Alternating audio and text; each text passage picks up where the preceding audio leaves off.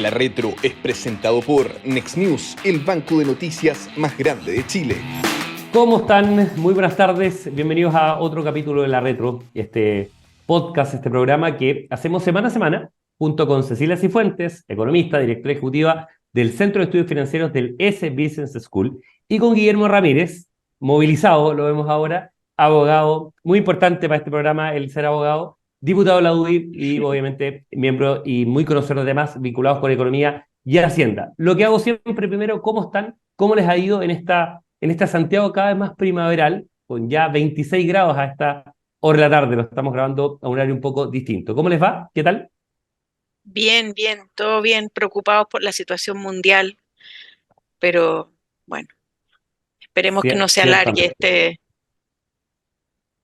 este conflicto. Yo, ciertamente. yo muy Bueno, bien, yo muy bien también quiero aclarar que no estoy manejando, no quiero dar un mal ejemplo, no estoy manejando, eh, pero como hicimos esto en un horario un poquito distinto, me pilló de vuelta a Valparaíso, así que por eso estoy tomando este podcast aquí desde el auto. lo vemos bien, bien ahí acelerado, diputado. Así que todo muy bien. El tema hoy día tiene que ver absolutamente con la contingencia, eh, y es de algún modo ir auscultando, ir revisando, ir viendo cómo quedó la presentación final que hace el Consejo. Todavía se está votando por parte después de la conversación del Consejo Constitucional con los expertos, ciertas indicaciones, pero de algún modo ya hay un cuerpo que debería tener algunos cambios más bien menores, por lo que incluso se ha derivado de la conversación política. Y siempre haciendo el foco en la retro de la mirada económica. ¿Cómo quedaron algunos aspectos económicos que son fundamentales o que nos parecen que son consustanciales de la Constitución en este tema? Partimos con un tema que la verdad que es bastante común acá, que tiene que ver con seguridad social. Hay algunos aspectos que contaron con un apoyo bastante amplio, no unanimidad, y parto por eso, con el tema de la propiedad sobre la cotización, o sea, la propiedad de los trabajadores de sus fondos de pensiones. Parto, si quieres, Cecilia, contigo. Esta fue una norma que tuvo 33 a favor, 17 en contra, de los 50 votos, pero que la verdad que generó además un amplio apoyo ciudadano. Después de los retiros, de la muy mala política pública, bueno, algo bueno al menos, que sea que a los ciudadanos, los chilenos, le quedó gustando el que es el saber, a ciencia cierta, que los fondos son de propiedad y que están. ¿Qué te parece esta norma? Que había sido bien cuestionada, por cierto, en discusiones anteriores, y que nos sirve para empezar a abrir el naipe en materia de aspectos económicos que queden en el proyecto final de Constitución. Bueno, efectivamente esta norma ha sido muy polémica, este tema de la propiedad de los fondos. Y claro, si uno se va a lo que es la definición del derecho a la seguridad social en la Constitución vigente, es bastante más escueto. Y simplemente dice que existirá un sistema de seguridad social, que los ciudadanos tienen derecho a la seguridad social y que el Estado puede establecer cotizaciones. Y efectivamente no entra en ningún tema que uno podría plantear como de política pública. Que yo en general tiendo a pensar que esa debería ser la forma como se planteen los temas en la Constitución. Ahora, también hay que reconocer que hay veces que hay ciertas realidades que llevan a que sea necesario para que exista a lo mejor mayor afecto con la Constitución o que la gente se sienta más representada y como tú bien decías, Cristian, aquí en algún momento hubo efectivamente el temor de que estos fondos fueran nacionalizados, expropiados, a lo mejor un poco más difícil porque tendría que haber el Estado haber pagado eso, no sé cómo, pero sí hubo un cierto temor de que fueran nacionalizados y se generó un sentimiento, como tú dices, muy amplio de la mayoría de las personas, que de hecho fue uno de los elementos que justificó el rechazo a la propuesta anterior, este tema de la propiedad de los fondos. Por lo tanto, a mí me parece que es un elemento que es razonable que esté. Yo en algún minuto pensé, a lo mejor esto uno lo debería incorporar dentro del derecho de propiedad, más que, pero es un tema más de forma que de fondo. Ahora, respecto a las cotizaciones, y yo firmé una carta el fin de semana planteando que a mi juicio ese es un tema que no debería estar en la Constitución.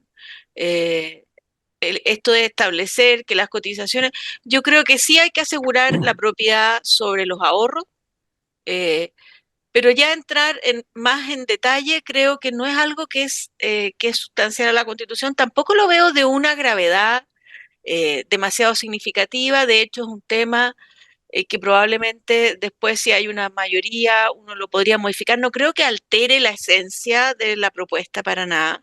Pero como yo planteaba en esa carta, yo creo que no es necesario que ese detalle esté en la Constitución. En la Constitución. Y ahí, diputado, paso un poco en el mismo tema con otro antecedente, para complementar un poco quizás más la reflexión suya o la respuesta, que no cambia mucho respecto a la Constitución actualmente vigente, que las prestaciones de seguridad social, básicas y uniformes por un lado, pero por otro, que pueden ser prestadas, pueden ser provistas tanto por instituciones públicas como por instituciones privadas. Un dato muy relevante: votación 50-0, unanimidad completa, no hubo diferencias, no hubo votos en contra a que pudieran ser la seguridad social prevista en la dimensión pensiones por instituciones públicas y privadas, lo que también pone un manto de diferencia o una distancia, mejor dicho, muy, muy radical respecto de lo que el país rechazó ampliamente por la propuesta de la convención. Sí, esto, por decirlo de alguna manera, refleja un poco la cultura en Chile, la tradición, si se puede usar esa palabra, de los últimos 30 o 40 años, en los que en la provisión de bienes públicos han participado los privados. Y claro, siempre estos sistemas se pueden perfeccionar, siempre se han cometido errores, por supuesto, pero en general han dado buenos resultados. El caso particular de la participación en el caso de las pensiones de las AFP ha implicado un desarrollo del mercado de capitales, un nivel de inversión, la posibilidad de que 4 millones de chilenos tengan créditos hipotecarios baratos. En fin, las bondades del sistema ha terminado siendo uno de los pilares más importantes del desarrollo en Chile. Y eso unido a que se han rentabilizado bien los fondos y que los fondos se han mantenido en la propiedad de los chilenos, cosa que quedó en evidencia con los retiros del 10%, han hecho que hoy día sea ridículo proponer un sistema en donde sea el Estado el que maneje los fondos, porque sea solamente el Estado el que participe en la provisión de seguridad social. Y eso explica, creo yo, la votación 50-0 de normas como esta, que no es la única, pero que me parece culturalmente muy relevante que la votación haya sido así, considerando que estamos en un consejo constitucional en donde el centro prácticamente no existe y solamente tenemos representantes de derecha y de izquierda, no tenemos de centro izquierda, y aún así estamos hablando de una votación 50-0. Yo creo que eso además genera mucha confianza respecto del sistema de pensiones y una buena reforma en el futuro, por este antecedente de que hay un piso en el que al menos estamos de acuerdo. Hay una cosa, Cecilia, interesante, que en las distintas propuestas que finalmente se le van a proponer al país, muy probablemente, ¿no es cierto?, en este plebiscito del 17 de diciembre, que incorporen al sector privado en igualdad de condiciones, lo que fue un aspecto muy, muy distinto a la propuesta de la convención. En la iniciativa, por ejemplo, de emprendimiento, en la posibilidad de que no se limite, salvo, ¿no es cierto?, que contravenga las leyes, las buenas costumbres, en fin, el tema de iniciativa privada o iniciativa de impulsar negocios o emprendimiento, el mismo tema de, insisto, el tema de emprendimiento por un lado, el tema de la participación del sector privado en aspectos de seguridad social. O sea, finalmente es el encarnamiento de una subsidiariedad bien entendida, donde no se establezca una superioridad ni del sector público ni del sector privado en la provisión, ya sea de necesidades de todo tipo o de servicios de todo tipo. Hay un empuje, hay una inercia muy interesante que recoge este cuerpo constitucional, que es bien sano para la iniciativa del desarrollo económico. Sí, efectivamente. Mira, yo la verdad que este proceso ha sido largo, difícil, y siempre uno tiene que mirar aspectos positivos. Ha sido una gran clase de derecho constitucional para todo el país. Y yo creo que de las cosas que han quedado despejadas, de los mitos que se han derrumbado, era este mito que motivó el inicio de este proceso, que era esta incompatibilidad entre tener un Estado subsidiario y un Estado solidario. Lo que hemos ido viendo es que ambos conceptos son perfectamente compatibles, y podemos estructurar, como tú dices, derechos sociales que sean proveídos simultáneamente por privados y el Estado, en que hay veces que el Estado tenga un rol más subsidiario respecto a la provisión y otras veces tenga un rol completamente solidario, y eso es perfectamente compatible. De hecho, esta creo que se llama Comisión de Venecia, que vino a revisar el proceso, se manifestó también en esa dirección, que Estado solidario y Estado subsidiario son dos conceptos que son perfectamente compatibles y son además complementarios. Así que yo creo que como de las cosas positivas es que rompimos esta crítica sin sentido o esta vinculación que se hacía, que además no tiene ninguna lógica entre neoliberalismo y Estado subsidiario. La verdad que esa unión no tiene un fundamento muy claro. El Estado subsidiario es un tema que está definido en la doctrina social de la Iglesia y no tiene necesariamente que ver con esta idea de neoliberal. Así que yo creo que este es un aspecto que además hace mucho sentido a los ciudadanos. Y la libertad de elegir es algo que también ha cruzado este proceso y fue una de las causas también del rechazo a la propuesta anterior. Y es interesante, diputado, porque además ahí lo tomamos con su sombrero más de académico, de profesor universitario. Hoy día hay una carta, por ejemplo, el Mercurio, una columna, mejor dicho, de José Ignacio Martínez, a propósito de la Universidad de los Andes, a propósito de la Comisión de Venecia y de qué manera se puede armonizar sin ningún problema, y Cecilia lo ha dicho hace muchos programas, el tema de un Estado social con un Estado democrático, con un Estado, ¿no es cierto?, donde convivan plenamente la provisión de servicios del sector público-privado, pero además con un Estado de Derecho respecto a esto. Entonces, finalmente se genera una simetría muy virtuosa que no contradice, y particularmente, al menos en las votaciones, insisto, no es la declaración política, no es la declaración de trinchera, fue apoyado o tuvo un apoyo bastante amplio. Sí, lo que pasa es que la política muchas veces genera confrontación entre ideas o conceptos que en realidad no tienen por qué estar enfrentadas, sino que son perfectamente complementarios. El mejor ejemplo es el tema de la subsidiariedad y la solidaridad. Fíjate que, para que la gente lo entienda, y ponerlo en castellano, así bien simple, y puede ser una simplificación burda, pero para que se entienda. La diferencia entre un Estado subsidiario y un Estado de bienestar, por ejemplo, es que el Estado subsidiario garantiza la provisión de ciertos bienes públicos, mientras que el estado de bienestar provee estos bienes y servicios que se consideran parte de la seguridad social. Entonces, como el estado subsidiario lo que hace es garantizar, ocurre, de ahí viene el nombre, subsidiariedad, de subsidium en latín, que básicamente es el Estado va a ayudar a los privados que se han propuesto proveer estos bienes o servicios públicos que son necesarios para el bien común.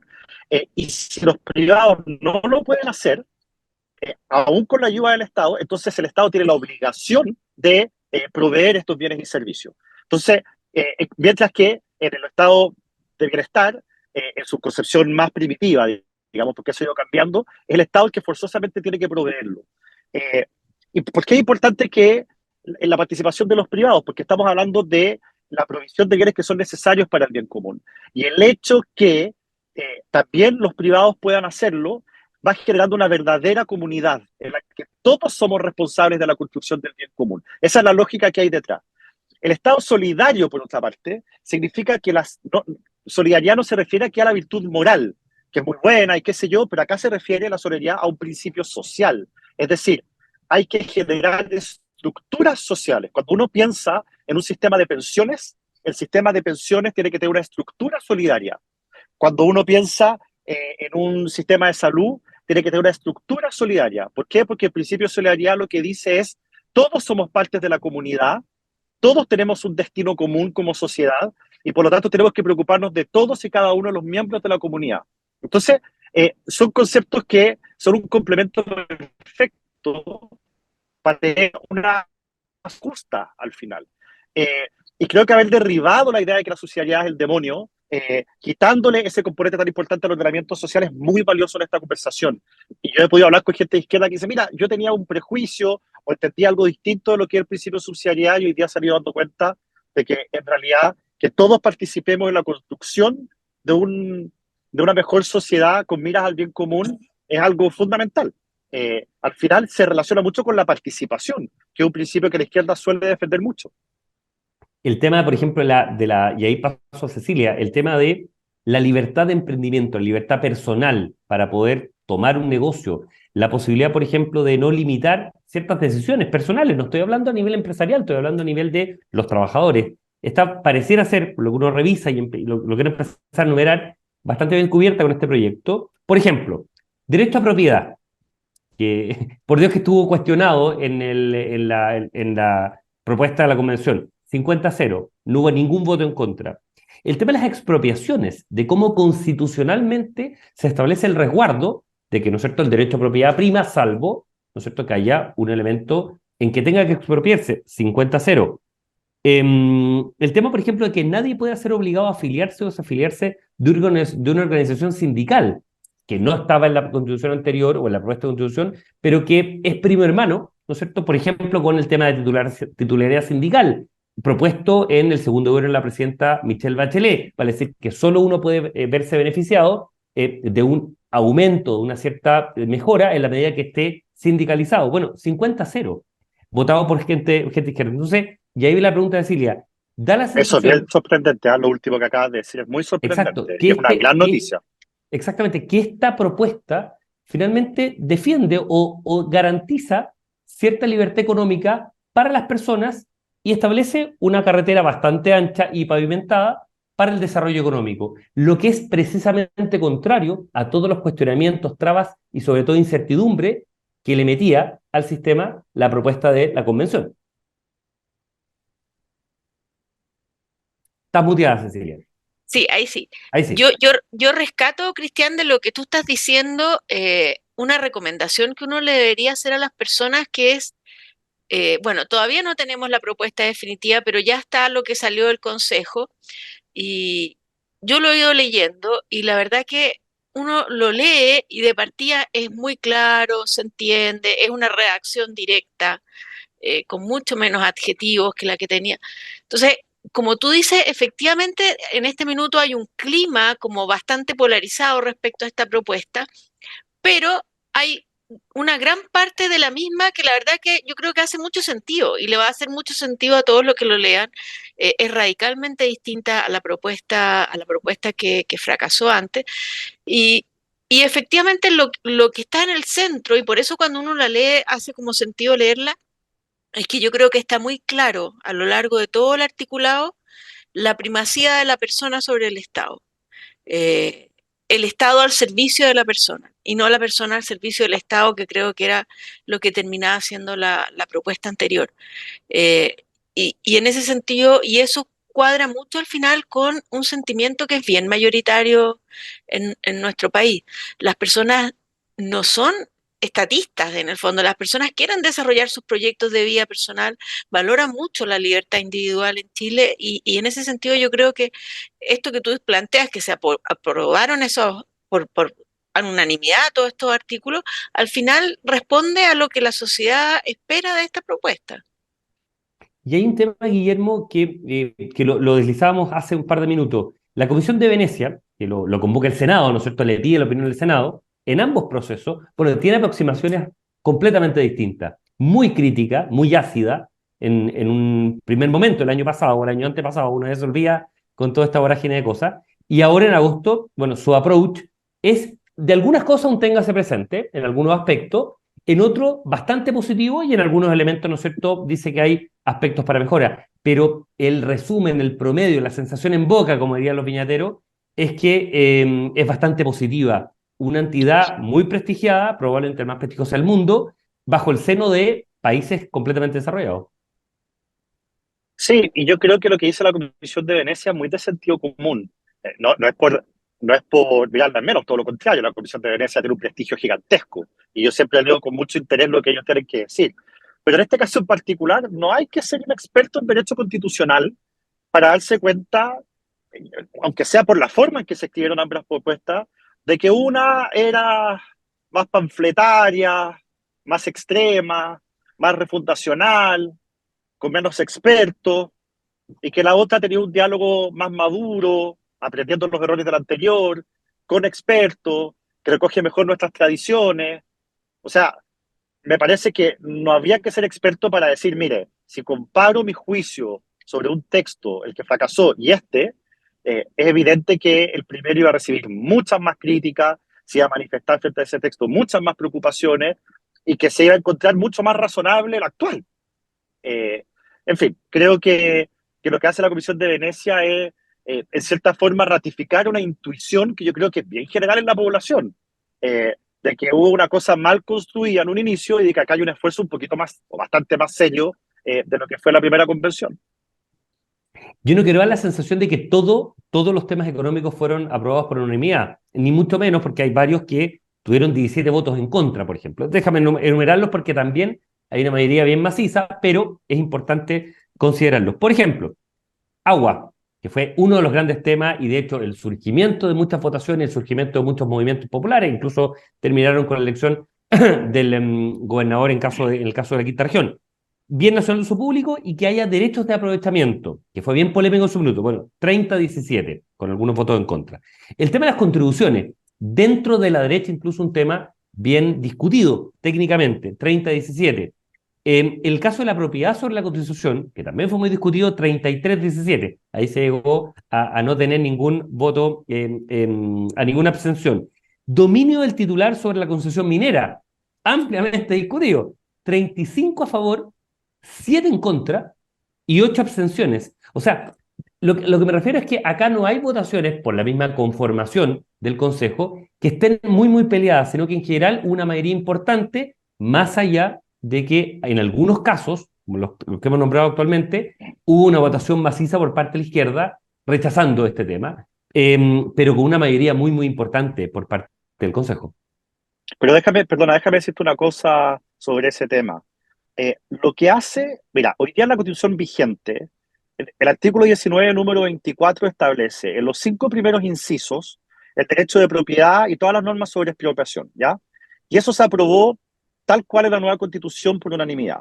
Luego, en el mismo 19, número 24, pero los incisos del 6 al 10, se habla de derecho de propiedad minera y habla de las concesiones mineras.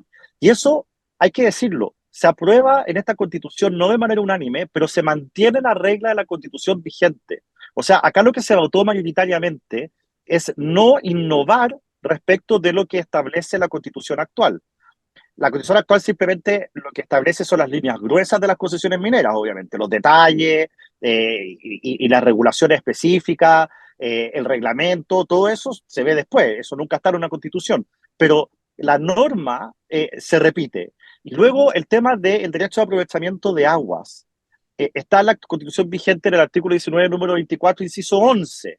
Y eso también se mantiene tal cual. Es decir, lo que se aprueba mayoritariamente es mantener el criterio actual de la Constitución, que no permite el dominio sobre las aguas, pero sí permite el dominio sobre el derecho de aprovechamiento. Y esto es importante decirlo porque el Código de Aguas hace 2 años fue reformado en el Congreso. Hubo una negociación brutal, un proyecto de ley que se empujó con mucha fuerza, pero que aún así se demoró 2 años en ser tramitado, y en el que finalmente se llegó a un acuerdo amplísimo en el Congreso para establecer las reglas y los procedimientos para el tema del derecho de aprovechamiento de agua. Eso acaba de ser modificado con amplísima mayoría en el Congreso. Entonces, lo que hace el Consejo Constitucional actual es simplemente mantener el criterio constitucional que permite mantener ese acuerdo muy transversal respecto al nuevo Código de Agua. La pregunta entonces es, ¿por qué la izquierda votó en contra? Y votó en contra porque tiene un mal título al final. Porque ellos siempre han dicho, mire, el tema del agua es tan importante, y este era el tema del agua. Pero la verdad es que las normas actuales son nuevas y son consensuadas en el Congreso, aprobadas por amplísimas mayorías, y para que esas normas puedan mantenerse vigentes era necesario mantener la redacción que tiene la Constitución vigente, y eso es lo que se hace en esta Constitución, en esta propuesta constitucional. En el tema de agua, la Constitución no lo establece, pero sí el Código de Agua establecía que era un bien nacional de uso público y ahora queda en ese rango constitucional del tema. Cecilia, te quiero llevar a la parte macro, no a una norma específica, pero la sensación que te dejó, lo que tú has podido ver, lo que tú has podido leer, como elemento central.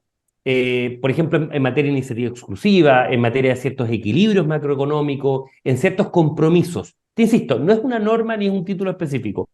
En lo general, ¿qué sensación te dejó como especialista del tema esta propuesta en definitiva?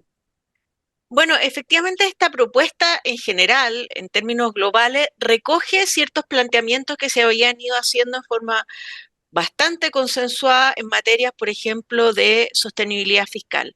Porque esto era un tema bien relevante, porque cuando se establece un Estado social de derecho, y esto fue parte de los 12 principios además, que yo creo que es algo en lo que también como país hemos ido construyendo un consenso en avanzar hacia un Estado social de derecho sujeto a principios de responsabilidad fiscal.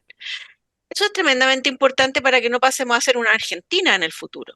Y creo que eso se recoge bien, eso era necesario mantener la iniciativa exclusiva en materias de seguridad social, por lo que vimos que pasó con los retiros. O sea, creo que en general se mantiene.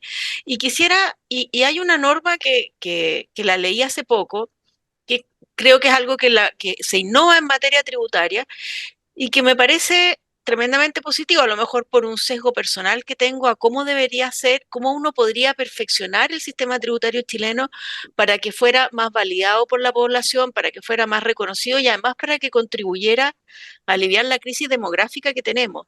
Y lo voy a leer, es cortito, pero dice, en materia tributaria, dice lo siguiente: los gastos que objetivamente son necesarios y habituales para la vida y cuidado de la persona o familia se considerarán en la determinación de los tributos. La ley establecerá la forma para hacer efectivo este derecho. Esto me parece un principio súper relevante porque la verdad que hay en muchas personas esta idea de que la legislación tributaria no reconoce para nada la realidad, solo mira los ingresos en el caso de las personas y no mira, por ejemplo, qué pasa en una familia que tiene 3 o más niños, que tiene... Entonces yo creo que hacerse Que cargo, tiene y un esto miembro de la familia enfermo, por también, ejemplo. y esos son realidades que otros sistemas tributarios recogen y que Totalmente, hace Estados que el Unidos, sistema la posibilidad de tributario, deducir. España también, en España uno puede elegir que tribute uno como familia o como persona. Yo creo que eso es algo que es tremendamente positivo y que si está ahora en la Constitución y esto se aprueba, bueno, sería algo que yo creo que habría que recoger en el pacto fiscal y que haría el sistema tributario mucho más cercano a las personas. Diputado, solo para cerrar, en materia gruesa, en materia fiscal, la evaluación suya. ¿Buena esta propuesta? La propuesta constitucional, bueno, sí, establece un principio que también fue unánime y que de hecho está también en las 12 bases, que es el principio de responsabilidad fiscal. Eh, Eso hoy día nosotros no lo tenemos. Eh, y es un tema, Nobleza obliga, que la izquierda estuvo muy llana a apoyar. De hecho, el mismo presidente Boric, al inicio de su mandato, cuando anunció la incorporación del ministro Marcel a su gabinete, él, entre otras cosas, lo justificó diciendo que la responsabilidad fiscal no es un tema de derecha, sino que es un tema necesario para alcanzar el desarrollo, el progreso, permitir que los gobiernos sucesivos puedan llevar adelante sus programas de gobierno. Y ese principio, que no está en la Constitución vigente y que es tremendamente relevante, sí está en la Constitución actual. Ya de ahí para abajo uno se da cuenta de que el tema de la responsabilidad fiscal inspira el texto y eso me parece una noticia muy, muy positiva que da certezas, más allá de la responsabilidad que puedan tener los gobiernos de turno, que en esta materia han sido bastante responsables en las últimas décadas. Siempre te puede tocar un gobierno de dementes, de cualquier sector político, que esté dispuesto a dejar la escoba, como la Argentina, con situación de irresponsabilidad fiscal muy grande. Bueno, aquí esto da más certeza, da más tranquilidad y pone a Chile institucionalmente como un país más seguro para invertir, para traer inversión extranjera, en fin. Así que creo que por ahí hay una buena noticia. Es interesante ver, obviamente lo vamos a seguir hoy día, hay plazo hasta hoy para ver cómo resuelve la comisión estas cerca de 500 indicaciones que hay, probablemente algunas incluso muy similares entre los dos sectores o los tres sectores representados o las dos tendencias representadas en esto, y ya a partir de esto se empiezan a acabar los plazos, se empiezan a acabar las instancias, todavía existen, ciertamente con miras a el 17 de diciembre, cuando todos tendremos que tomar una decisión. Pero ya pareciera ser que la entrega, la repartija de naipes, el marco está bastante definido y acá lo hemos empezado a revisar, no en el detalle, porque todavía no está concluido, no está terminado, pero sí en los aspectos más, como decíamos, de brocha, más que de pincel tan fino. Así que, como siempre, agradecerle muchísimo a nuestros dos panelistas regulares, Silvia Cifuentes, economista, director ejecutivo del Centro de Estudios Financieros del ESE Business School, y a Guillermo Ramírez, abogado y diputado de la UDI. Como siempre, muchísimas gracias y nos estamos encontrando la próxima semana. Que tengan un gran día. Nos vemos.